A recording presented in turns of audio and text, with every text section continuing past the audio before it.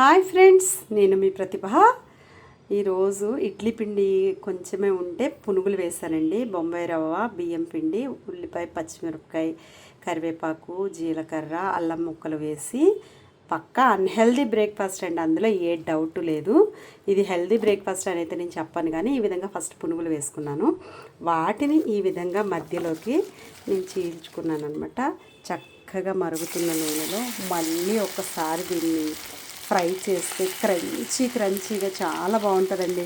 ఇట్లాంటి పునుగులు తినేటప్పుడు మా హస్బెండ్ ఏం చేస్తారంటే పైన క్రిస్పీగా ఉన్నది తినేసి లోపల వదిలేస్తుంటారనమాట. అందుకోసం నేను ఇట్లా మళ్ళీ దాన్ని కట్ చేసి వేపుతాను.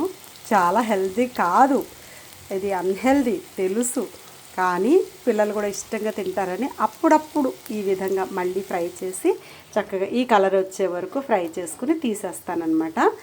టేస్టీ స్నాక్ అనొచ్చు, బ్రేక్ఫాస్ట్ అనొచ్చు, కానీ అన్హెల్దీ అండి. ఇది మాత్రం గుర్తుపెట్టుకోండి. అప్పుడప్పుడు ఇంట్లో చేసుకొని తినడం వల్ల పెద్దంత హానికరం ఏముండదు కాబట్టి చూపిస్తున్నాను. Thank you friends.